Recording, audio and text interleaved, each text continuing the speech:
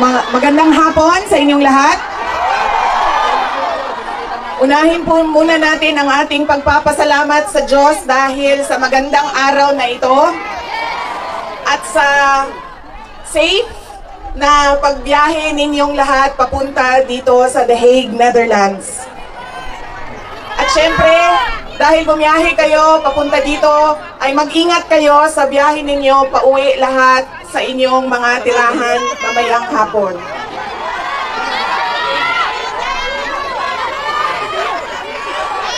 Susunod po ang pagpapasalamat ko sa Dutch Police sa kanilang pagtulong sa atin na mabuo yung programa ngayong hapon na ito at sa pagpahintulot na tayo ay magkaroon ng rally para kay Pangulong Rodrigo Duterte. Maraming salamat po sa Dutch Police and of course sa local government ng The Hague at sa Foreign Ministry ng the Netherlands. Maraming salamat sa kanila. Ang susunod na pagpapasalamat po ay mula sa akin para sa ating mga organizers ngayong hapon na ito sa Executive Committee na nag-meeting araw-araw, iba't ibang time zone para pag-usapan kung paano natin maisagawa ang ating pagsuporta, pagpapakita ng suporta kay Pangulong Rodrigo Duterte na matiwasay at maayos ang ating pagsama-sama ngayong hapon na ito. Duterte! Duterte! Duterte!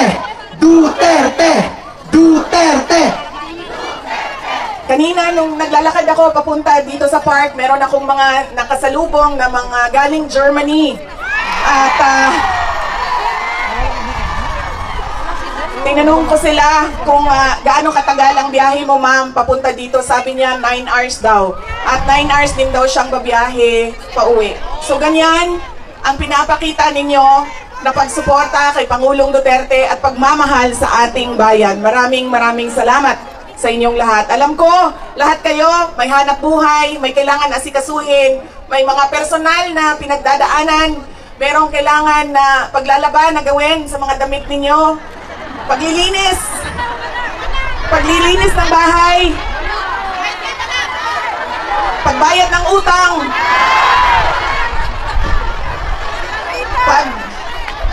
pagtawag sa inyong mga mahal sa buhay doon sa Pilipinas, ay nandito kayo ngayong hapon na ito at ibinigay ninyo ang oras ninyo at panahon ninyo para mapag-usapan natin ang estado ng ating mahal na bayang Pilipinas. Maraming salamat po sa inyo.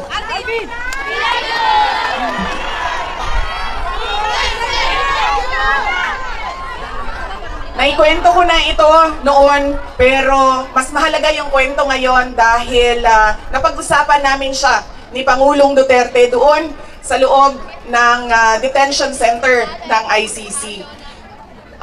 Noong ako ay bata pa, lagi sinasabi ng, hindi niya yung generation ng tatay ko, 1940s, 1950s, 1960s, hindi sila yung mga magulang na tulad ngayon sa atin na ini-explain natin sa ating mga anak kung bakit natin ginagawa ang mga bagay-bagay. Lagi dapat may explanation. Sa kanilang henerasyon ay diretso ka lang pagsasabihan or pagalitan. Ganun yung generation nila. Nung ako ay lumalaki, lagi niya sinasabi sa akin, hindi ka tao sa paningin ko kung hindi ka doktor o abogado. Lagi niya yung paulit-ulit habang ako ay lumalaki. Lagi niya yung sinasabi, pag hindi ka natapos ng pag-aaral mo, magiging abo ka dyan sa gilid ng daan. He always emphasized that you mean nothing to the world if you do not finish your education. That was his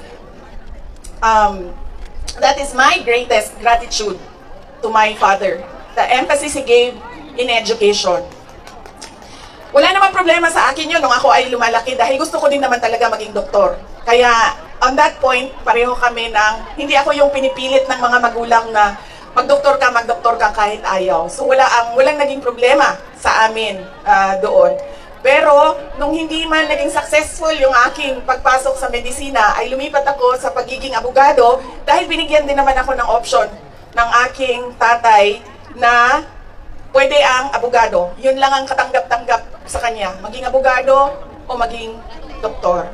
Noong nakapag-usap kami, noong isang araw, sabi niya sa akin, naging forceful ba ako? Mapilit ba ako sa pagsabi ko sa'yo na maging abogado ka?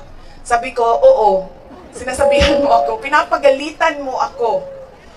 Lagi. Kinento ko sa kanya na isang beses, bihira akong umiyak. Pero isang beses, dahil nalaman ko na hindi ako makakatuloy sa 4th year law school dahil meron akong isang bagsak na subject. Wala akong ibang masabihan nung sakit na nararamdaman ko. Kasi pakiramdam ko, yung tatay ko lang din, makakaintindi sa akin dahil dumaan din siya ng law school. So tinawagan ko siya. Hindi ako makapagsalita. Iyak lang ako ng iyak. Humahagulgol ako sa iyak na sinasabi lang niya, hello, hello, hello, nasaan ka? Nasaan ka? Yun lang ang sinasabi niya, nakidnap ka ba? Nakidnap ka? Tapos iyak lang ako ng iyak. Tapos dalawa lang ang tanong niya na paulit-ulit, nakidnap ka ba o buntis ka ba? At that point na paulit-ulit na niyang tinatanong kung buntis ba ako, sabi ko na sa kanya, pa, hindi naman siguro umiiyak ang babaeng buntis. Siguro happy. Happy siya, no? Na buntis siya. Sabi ko, nahihirapan ako sa isang subject ko and pakiramdam ko, sasabit ako dito. Tapos ang sagot lang niya sa akin ay, sabi niya, yun lang pala eh, bakit mo ko tinatawagan, mag-aral ka na. Ganon. Ganon ka tigas yung kanyang paninindigan, paniniwala at pagpipilit na ipursige ko ang aking edukasyon. Wala nang, wag ka na umiyak, mag-aral ka, magmadali lang yan, lumabas ka muna, magkape ka, wala. Sinabi lang niya sa akin, yung lang pala. Ibaba mo na yung telepono at bumalik ka na sa pag-aaral mo. Kaya noong ako ay naging abogado, yun din yun ang sinasabi ng kaibigan ng tatay ko sa akin na nakita niya ang tatay ko, sobrang saya. Yung araw na yun na nalaman niya na naging abogado ako, yun yung sobrang saya niya. At sinabi sa akin ng kaibigan ng tatay ko, sabi niya, hindi mo maiintindihan kaming mga tatay, na kaming mga abogado, pag nagkaroon kami ng anak na abogado. Ganun, iba yung saya namin kapag nakikita namin na meron na kaming anak na abogado. Sabi niya sa akin doon, sabi niya, pinilit ba kita? Sabi ko, hindi lang pilit. Sinigawan mo ako at pinaiyak mo ako ng madaming beses dahil sa edukasyon at sa pag-aaral. At sabi niya, di buti na lang dahil meron akong abogado ngayon na anak na inutos-utusan ko dyan. Kausapin niyang mga huwes dyan. At ngumingiti siya. He smiled. And it seemed to me that it was a comfort to him that he had a daughter who is a lawyer. In fact, sabi niya,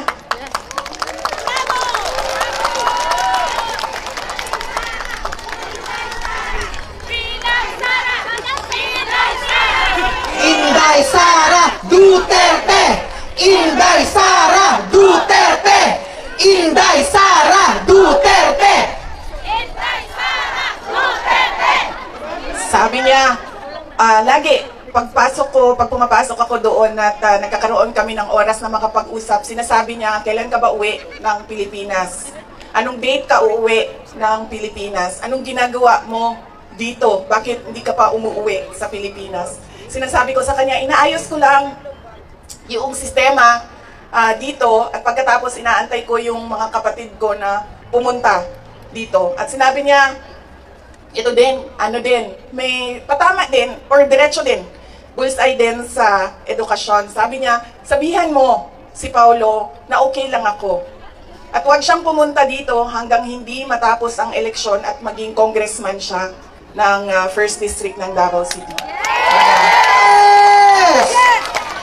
At sabi niya, sabihin mo kay Baste, hindi siya pwedeng pumunta dito hanggang hindi matapos at ma-elect siyang Vice Mayor ng Davao City. Ito ang pinakamatindi dahil pinagtatawanan namin siya sa group chat namin. Kaming magkakapatid apat, meron kaming group chat. Dahil ang sinabi niya kay Veronica, sabi niya, sabihin mo kay Kitty, hindi siya pwede bumisita dito hanggang hindi siya abogado.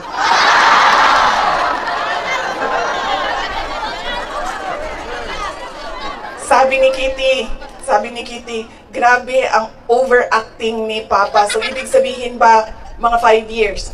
She has 5 years until she becomes a lawyer. Na meron pa akong 5 taon na bago ako makabisita. Ganon siya kahit na nandun siya sa loob, ang kanyang iniisip, unang-una, yung mga kapatid ko na kailangan magtrabaho para sa syudad ng Davao, yung kapatid ko na kailangan mag-aral. Yun pa rin ang iniisip niya. At kapag tinanong mo siya, pa, ano ba ang kailangan mo dito sa loob? Ang sinasabi lang niya, mga, alam mo yun, mga bagay na shaving cream, Coke Zero,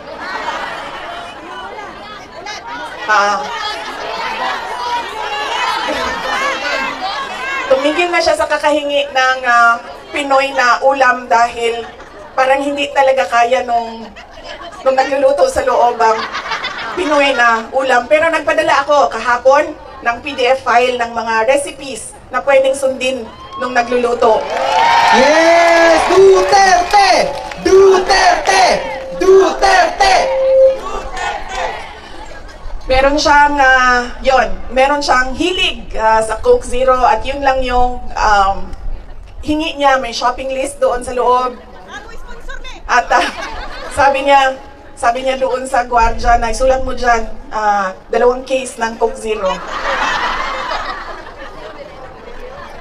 Kahapon, bago ako umalis, tinuruan ako ng gwardiya. Sabi niya, pwede ka naman bumili dyan sa vendo, tapos iiwan mo para sa kanya. So sabi ko, Papa, anong gusto mo dito? Sabi niya, Coke Zero lang. So bumili akong 4 na Coke Zero, iniwan ko sa kanya. Sabi ko pa, that's 1 for each day pa ha. So tomorrow Saturday, tomorrow Sunday, Monday, Tuesday, Wednesday. Dahil darating na yung grocery list mo by Wednesday. At sagot niya sa akin, bakit isa lang? Sabi naman nung gwardiya, sabi niya, he has to have at least 2 because he already drank upstairs 1 Coke Zero. And then sabi ko, sige pa, sabi ko, babalik naman ako sa Lunes. Sabi ko, 2 bukas Sunday and 2 sa Monday, tapos i-replenish ko na lang yung Coke Zero mo. Sabi ko sa kanya, alam mo pa, sinasabi sa'yo ng doktor, maglakad ka daw. Huwag kang nakaupo lang sa kwarto mo. Tapos sabi ko, pwede ka naman, allowed kayo na lumabas dyan. Sabihan niyo lang ang gwardiya. Sabi niya, ayoko maglakad sa labas kasi baka didiretso ako sa gate at umalis sa lugar na ito.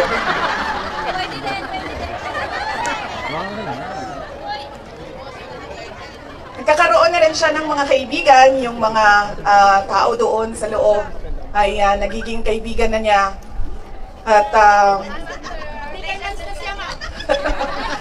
hindi ko lang alam, baka paglabas niya marunong na mag-Dutch. Pero karamihan nung kasama niya sa loob ay French speaking. So, pagkapaglabas niya, no, di na kayo kamao magbinisaya, tingala ta mag-bulugo piche, abekwa. Tingala na. Whatever that means.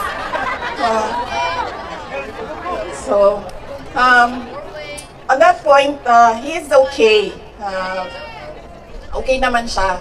Pero as a lawyer, kasi alam niya yung batas eh. Alam niya kung anong nangyayari. Kaya medyo persuasive siya.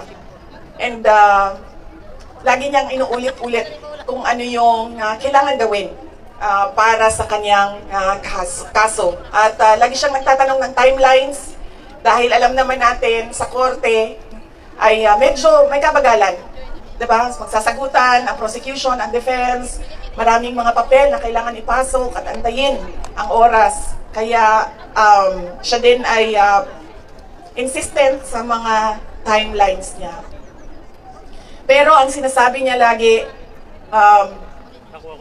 alam niya na mali ang ginawa. And at to the very minute na tinulak siya paakyat ng eroplano, ilang beses niya sinabi na I want to be tried in a Filipino court before a Filipino judge and a Filipino prosecutor. Because he knew that number one, wala talagang basihan yung kaso. 43 counts of murder ang sinasabi nila na thousands. Totoo yan, ma'am. Kaya minsan naisip ko, naging kaso lang ba ito dahil sinusulat sa media na thousands ang namatay? I do not even understand paano naging crimes against humanity ang 43 counts of murder na ngayon ay lumalabas. Hindi naman ata totoo lahat yung mga witnesses at yung mga complainants. But that is a thing for the courts and the lawyers to discuss inside. Ano bang pwede nating gawin? Ang pwede nating gawin ay i-demand na ipauwi or iuwi nila si Pangulong Duterte. Bring him home! Bring him home! Bring him home! Bring him home! Bring him home! Bring him home! Dahil yun din ang gusto niya. Araw-araw na nandun ako, sa mga araw na nandoon ako, isa yan sa paulit-ulit niyang sinasabi, kailan mo ako mapalabas dito dahil darating ang eleksyon, mag-mayor pa ako ng syudad ng Davao. Bring him home! Bring him home! Bring him home! Bring him home! At yun ang gusto niya. Gusto niyang umuwi. Sinabi ko din sa kanya yon pa. Sabi ko, yung kagustuhan mo na umuwi, yan din yung katapusan ng buhay mo. Magiging Ninoy Aquino Jr. ka. At sinabi niya sa akin, sabi niya, kung ganyan ang kapalaran ko, then so be it. Basta lang mauwi ako sa Pilipinas. Kaya, meron man akong worry para sa kanyang safety and security, pero lagi niyang inuulit-ulit talaga, ibalik niyo ako sa Pilipinas. Bring him home! Bring him home! Bring him home! Bring him home!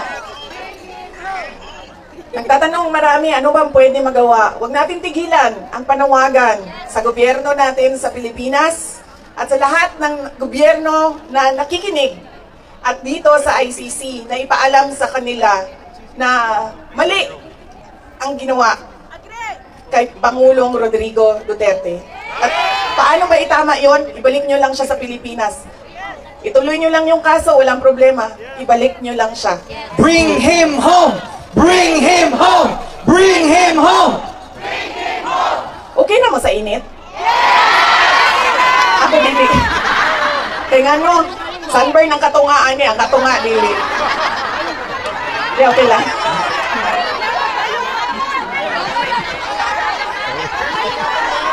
Hindi, okay lang, okay lang. Ginawangan lang tamo. Naka-ready ang sunblock diri doble. Okay lang, sir. Kaya hindi nila makita na ako ang mata kung magkalo ka. Oo. Okay? Unsa pa ba? Ano pa ang pwede natin gawin?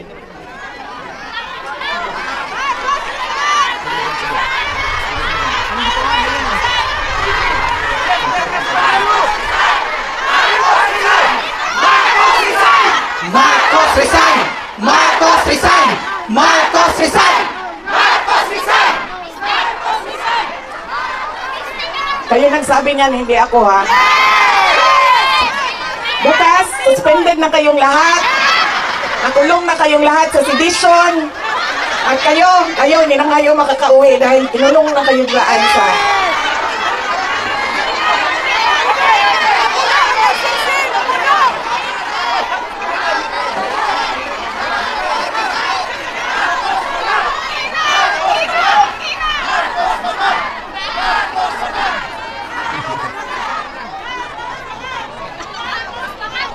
And that relates to transparency and accountability. Alam nyo kasi, ang pagiging Pangulo, dapat nasa tamang pag-iisip ka. Kapag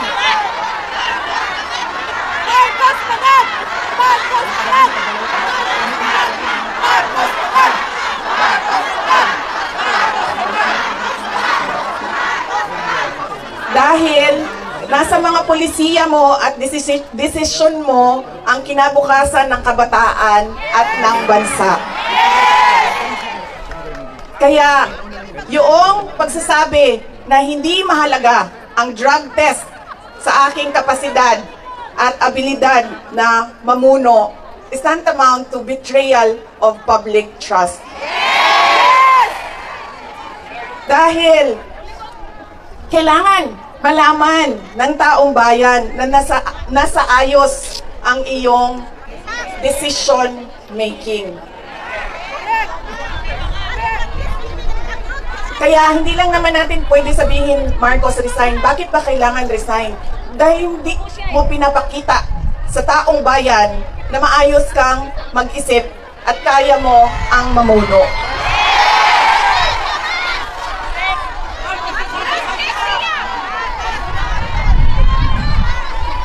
Madaming mga tanong na nasa loob na ng korte.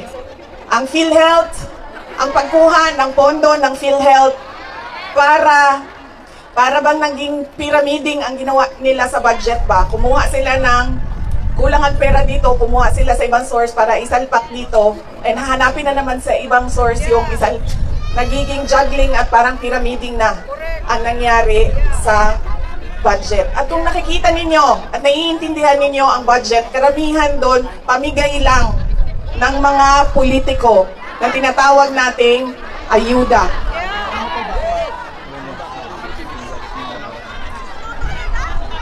Tumakbo kami sa plataforma ng unity at continuity. Continuity, kasali na doon ang big ticket projects o mga build projects ni Pangulong Duterte. Pero wala kayong nakikita ngayon na development projects. Dahil lahat yon ay nakatago sa mga proyekto na pamigay o nandoon lang sa bulsa ng kontraktor at ng politiko na gumawa kuno ng project. Makikita ninyo na hindi handa ang Kongreso sa paggawa ng budget dahil may mga blanco doon sa enrolled bill na pinasa nila.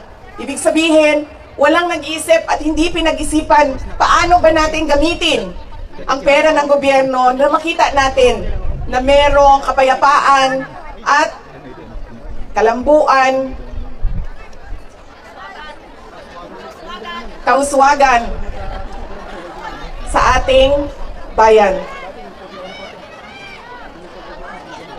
Noong ako ay tinanong noon bakit ako nag-resign sa Department of Education. Sabi ko, unang-una, personal yon. Meron kaming personal na hindi ko gusto na ginawa niya sa akin. Pangalawa, dahil sa loob ng Department of Education. Sinabi ko na itong noon, personal ko to na experience. Yung budget ng school building program ng Department of Education, pinaghati-hatian lang sa loob ng House of Representatives. Noong unang taon, nagawan ko ng paraan. Sabi ko, hindi pwede, sige, kung yan ang gusto ninyo, yan ang makapagpapasa ng budget.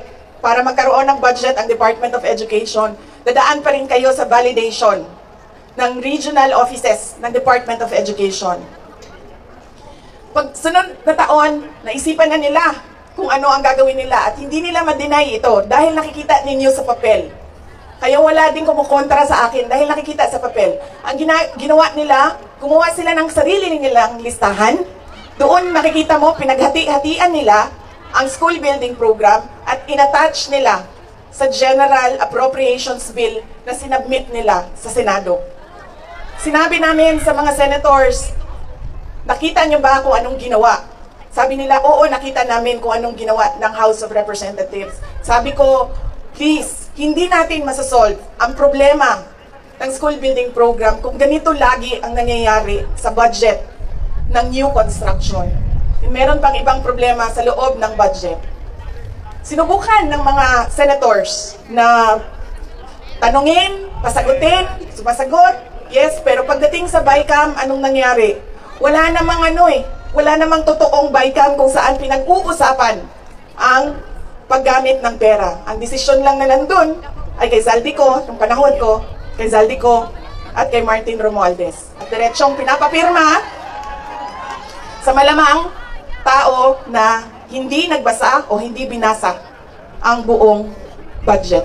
Kaya walang nakakita o hindi nila nakita dahil hindi naman binasa na may blanco doon at pwedeng lagyan ng kahit anong amount yung mga blanco sa budget.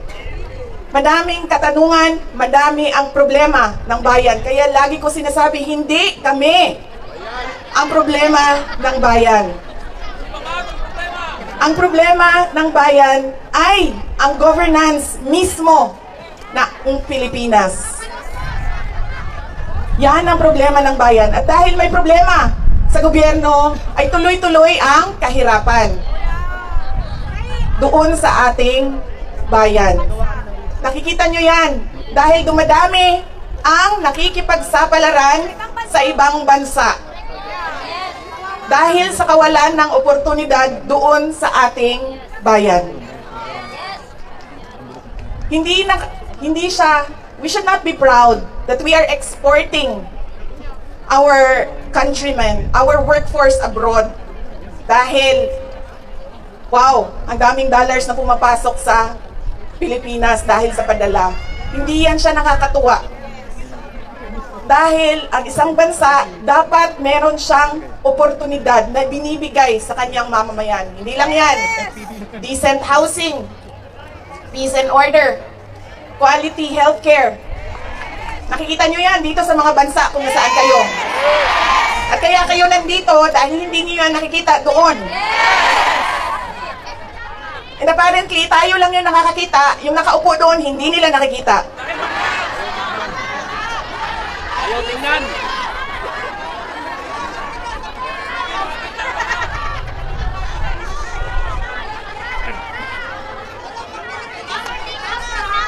Alam nyo, madami sa mga kaibigan ko, galing ako sa middle class na family sa Davao City. So madami sa mga kaibigan ko doon, meron naman silang mga negosyo, meron naman silang pinagkakakitaan, may mga trabaho. Pero ilan na rin ang nagsabi sa akin, mga professionals ito, ilan na rin ang nagsabi sa akin, wala na rin talaga kaming nakikita, parang gusto na namin lumipat na lang sa ibang bansa para sa mga anak namin. Kaya sinasabi ko lagi yung nagsasabi sa akin, tumakbo ka sa 2028. I don't think we will have a country by 2028.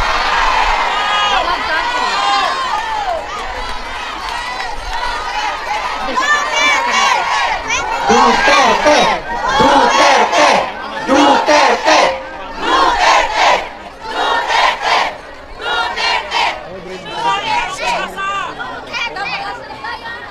Kaya dapat natin i-exact ang responsibility dyan sa gobyerno na ibigay nila kung ano yung karapat-dapat para sa ating bayan. Dahil kung meron man ang okay sa kanila na pumunta sa ibang bayan, meron ding mga tulad namin na ayaw namin kahit anong mangyari umalis sa Pilipinas. Dahil gusto namin doon magpamilya, doon palakihin ang aming mga anak. Kaya dapat meron tayong nakikita kung ano yung dapat para sa isang bayan. At alam nyo yon kasi nakikita nyo yan. Kasi nakaikot na kayo sa iba't ibang bansa.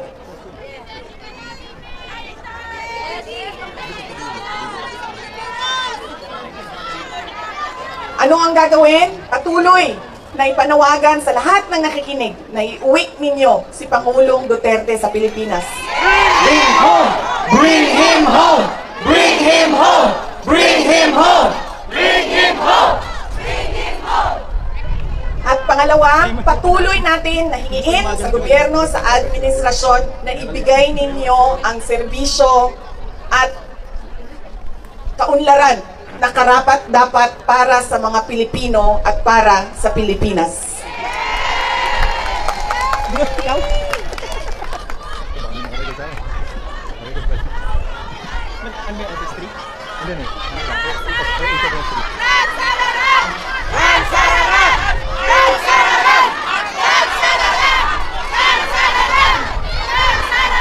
Sa kagahi sa ako ang bangtak diri ma'am, di naging ko karan.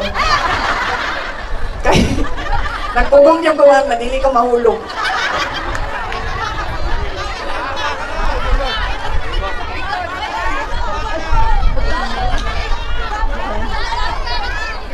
Yung akin pong mga pagpapasalamat. Una po, kanina meron na akong mga pagpapasalamat opening sa Diyos, sa ating host government, sa police, sa local police.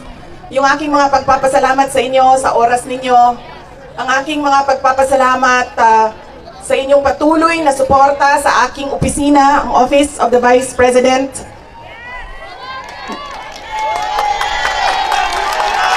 Inday Sara Duterte! Inday Sara Duterte! Inday Sara Duterte! Inday Sara Duterte! Malakas ang loob ko dahil nandyan kayong lahat.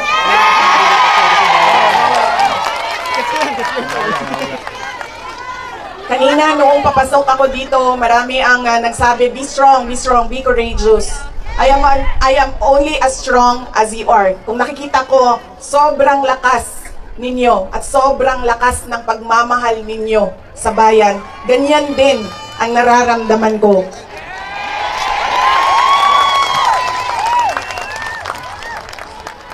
Ang pagpapasalamat ng aming pamilya, ang pamilya Duterte, dako kaayo may utang ang kabubuton kaninyong tanan. Sa higayon nga nihatag ninyo kanamo na makaserbisyo sa atuang nasod. Napakalaki ng utang na loob namin sa inyong lahat sa pagkakataon na ibinibigay ninyo sa amin na makapaglingkod sa bayan. Maraming salamat po sa inyo. Duterte! Duterte! Duterte! Duterte! Huwag ninyong kalimutan, ayaw ninyong kalimti ang kausa. Huwag ninyong kalimutan ang laban. What is our cause? Our cause is for our country. Ang laban na ito ay para sa bayan. Mga kababayan, ang lahat ng ginagawa natin ay para sa Diyos, sa bayan, at sa bawat pamilyang Pilipino. Syukran. Duterte!